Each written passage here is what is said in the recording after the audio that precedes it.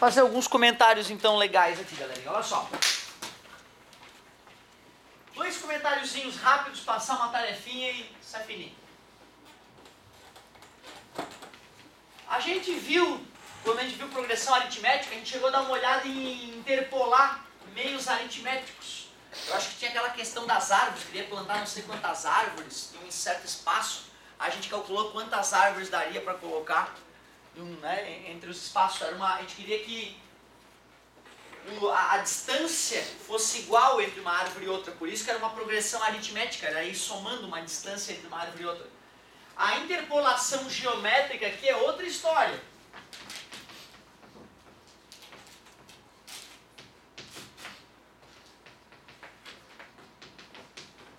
Vamos fazer junto essa aí que eu passo uns exercícios para vocês.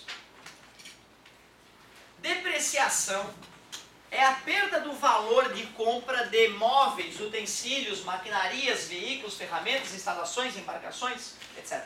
E corresponde à desvalorização no tempo por desgaste e uso. Uma empresa pretende comprar uma máquina cujo preço é de R$10.000 e fazendo uma pesquisa no mercado de máquinas usadas, constatou-se que o valor dessa máquina com 4 anos de uso é R$6.561. A depreciação ocorre de acordo com uma progressão geométrica.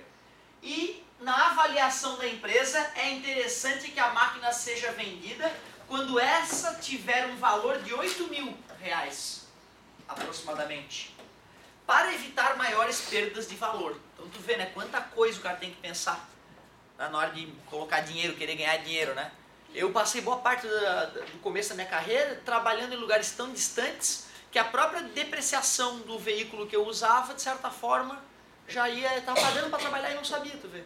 Eu não conhecia, não tinha essa capacidade de perceber que eu tenho que botar em conta tudo, o pneu que eu gasto, a comida que eu como, o ar que eu respiro, para ver se está valendo a pena. Às vezes vale mais a pena ficar em casa, certo? Sobrevivendo de alguma outra forma do que, certo? Pagando para trabalhar. Então tu vê, tem muitas empresas atualmente hoje no Brasil, principalmente a galera que não estuda, né, tecnicamente o que vai acontecer, que a empresa está dando prejuízo dia após dia, o cara não sabe disso, porque ele não está botando tudo na ponta do lápis. Ele não está botando desvalorização do imóvel que ele comprou de repente para montar o negócio dele, né? Então tu vê como é delicado. Isso aqui é muito importante, essa discussão aqui.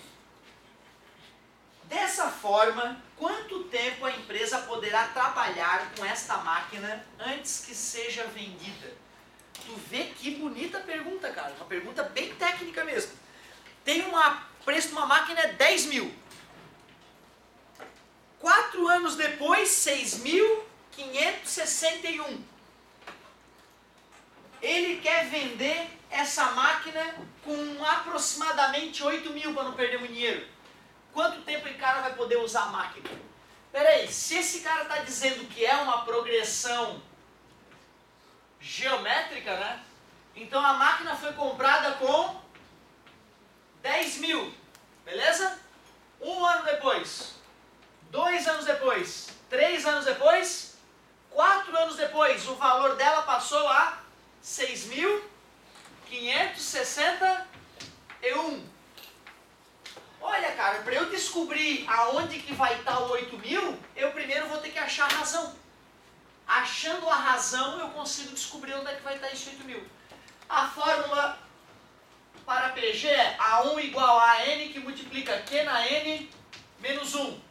A1, A2, A3, A4, A5, olha o perigo. O A1 eu sei que é 10.000, já que foi 5 no N, vai 5 no N. Esse cara vale 6.561 igual a 10.000 vezes Q na quarta. Tá multiplicando, vai passar dividindo. 1, 2, 3, 4. 0,6561 é igual a Q na quarta. Não, eu vou voltar atrás. Q na quarta é igual a 6.561 dividido por 10.000. Q é igual a raiz quarta de 6.561 10 mil. A raiz quarta de 10 mil é 10. O que me faz acreditar, me faz ter esperança que a raiz quarta de 6.561 seja o número do bem. Chuta! Chuta algum número para a raiz quarta de 6.561? Aceito qualquer chute. 8 vezes 8, 64. 64 vezes 64. Certo? 4 vezes 4 é 16. Mas vamos continuar só para a gente ver o que vai acontecer. 24, 25. 24 foi 2, 36, 37 e 38.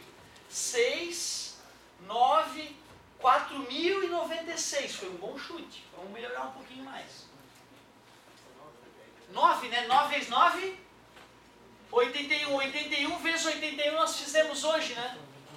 Tá aqui, ó. Yeah! Olha! Então, é 9.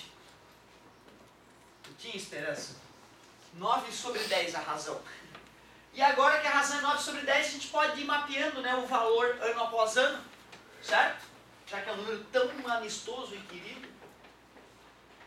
Qual vai ser, depois de um ano, o preço da máquina? Divide por 10, multiplica por 9. 9 mil. Depois, mais um ano se passou, divide por 10, multiplica por 9. 8.100. Acho que é um bom ano, né? Divide por 9, por 10, multiplica por 9, só para garantir. Vai ficar.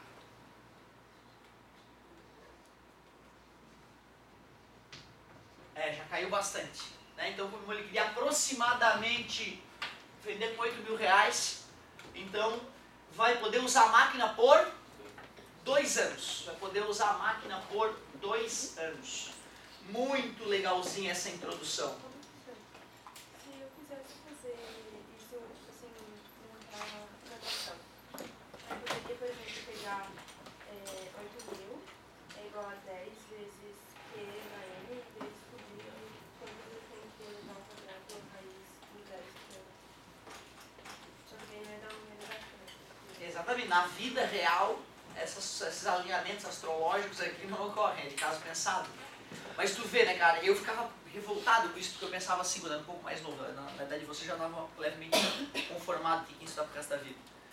Mas me afligia um pouco ainda essa história de ter que estudar pro resto da vida, eu ainda não estava muito conformado. Mas anteriormente eu tinha ódio. Eu pensava, por que tem uma calculadora? Eu aperto os botões, ela faz o cálculo pra mim. Você vê como uma criança inocente, né? Como se tivesse uma calculadora com um cara que não sabe nada de matemática, como se ele fosse resolver alguma coisa. Ele não consegue fazer nada com calculadora que você não sabe de matemática. Nada. Nem apertar os botões das funções trigonométricas. Sabe que ele não vai perceber que tem uma teclinha de uma cor tal, que quando tu aperta ela, aí o botãozinho vai corresponder à corzinha diferente da teclinha que ele aperta. Isso é demais para um cara que não sabe matemática. Tá beleza? Não vai usar o aparelho. Não vai conseguir usar o aparelho. Beleza, pessoal? Por isso que é fundamental mesmo exercitar de verdade a nossa cabeça aqui. E aí, para não ter que usar toda a calculadora, ou para evitar até usar a calculadora, o autor do livro, né, toma esses cuidados aí, bota números interessantes. Agora sim, eu fiquei um pouco assustado com o comentário final ali. E eu acho até que ele está certo. Comprei a máquina, né? Um ano depois de eu ter comprado, deixa eu até ler de novo lá. 4 anos de uso. Então, né? 1 ano de uso, 2 anos de uso, 3 anos de uso, 4 anos de uso. Tanto que deu tudo perfeito. A razão que ele obteve foi igual à nossa. Ele fez a mesma sequência numérica que a gente. Só que ele diz o seguinte, ó, desta forma a máquina deve ser vendida entre o 3º e o 4º ano. Comprei, né, a máquina. Fiquei 1 ano usando. Então esse aqui já é o 2º ano. Fiquei 1 ano usando. Esse aqui já é o 3º ano. Certo? Então entre o 3º e o 4º ano. Então, de fato, se ele fosse perguntar quantos anos de uso, eu teria errado já tudo. Eu falei 2. Vou voltar lá para ver que é 2. E o cara respondeu mais corretamente. Então, entre o 3º e o 4º ano, ou seja, no final do 3º ano, Então daria para dizer que a gente conseguiu usar essa máquina 3 anos. Acho que dá para tu arriscar, ó, de tarefinha, para ver se tu entender essa parte de interpolação. Tarefinha do bem vai ser a seguinte, ó. Vamos fazer 1, 3 e 5, que aí a gente vai ajudar o Décio também, ó. 1, 3 e 5. 3 questõezinhas. E para encerrar a nossa aulinha, um comentário interessante. Ele vai lá na página 31 e pede para a gente comparar o gráfico de uma progressão geométrica com um gráfico de uma função exponencial. Logo,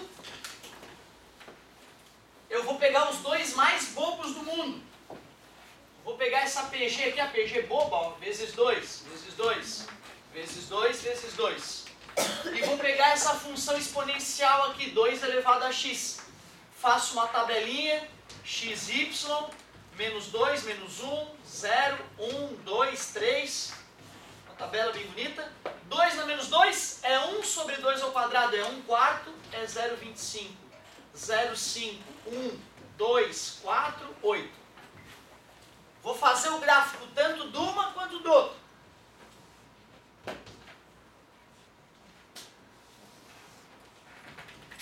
Para fazer o gráfico da PG, aqui eu vou anotar o valor do AN.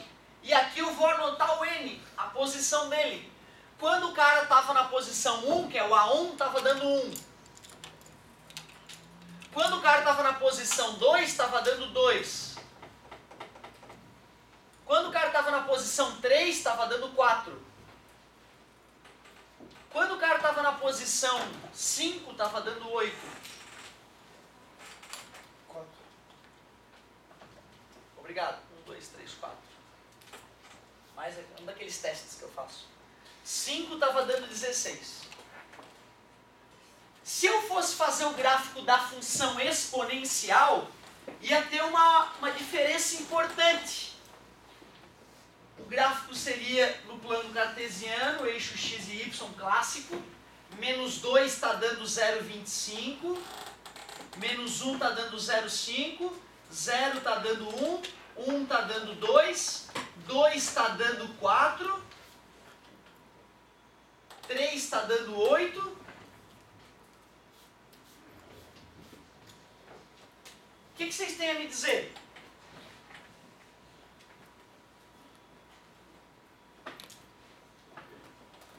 E aí, o gráfico da PG e o gráfico da função exponencial?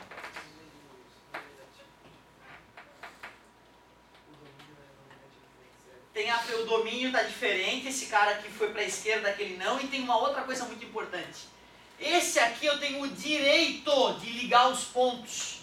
Existe aquele ponto entre o 1, 2, entre o 2 e o 3. Existe qualquer infinito número entre 2 e 3. Tu está proibido de ligar ponto aqui. Simplesmente não faz sentido tu fazer a ligação dos pontos. Aí tu está querendo dizer que existe um número entre 1 e 2 aqui na sequência, porque é mentira, não existe nenhum número entre 1 e 2. Então a representação gráfica de uma progressão geométrica são pontos discretos, enquanto que o gráfico de uma função são pontos, né? Infinitos pontos, na verdade. É uma reta, né? Uma curva, desculpa. Curva.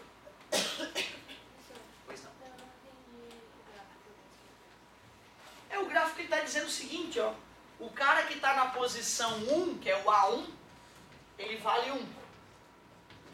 O cara que está na posição 2, que é o A2, é o N, tá vendo? O A2 está aqui o 2. Ele vale 2.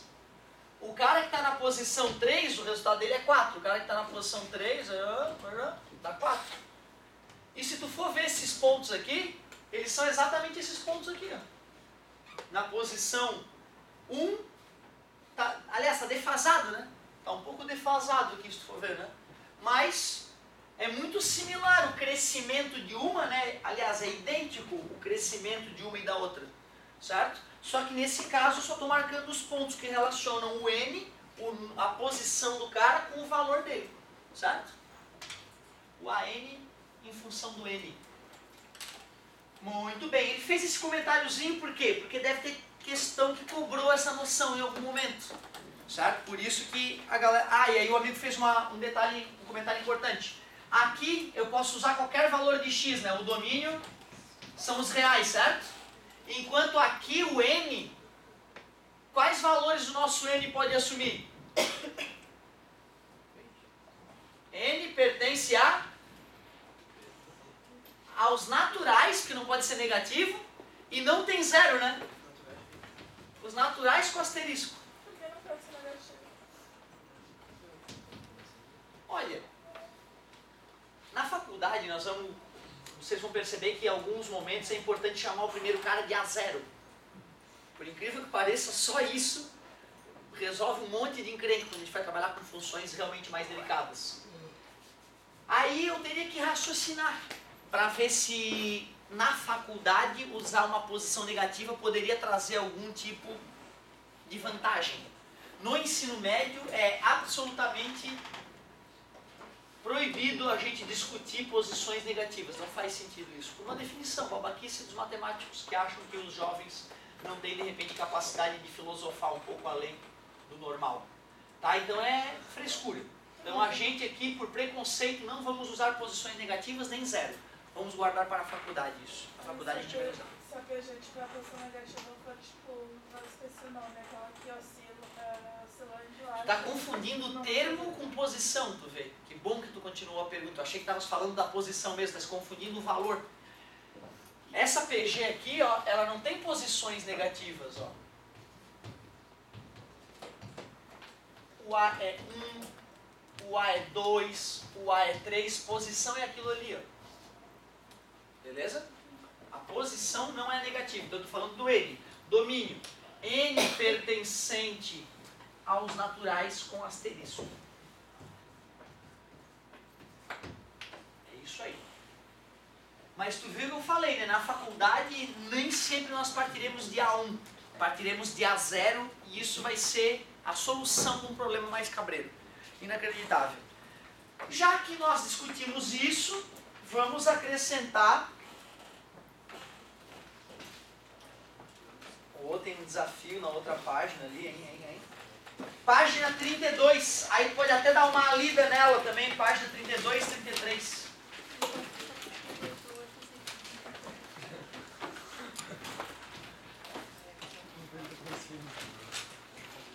Três exercícios, uma leiturinha.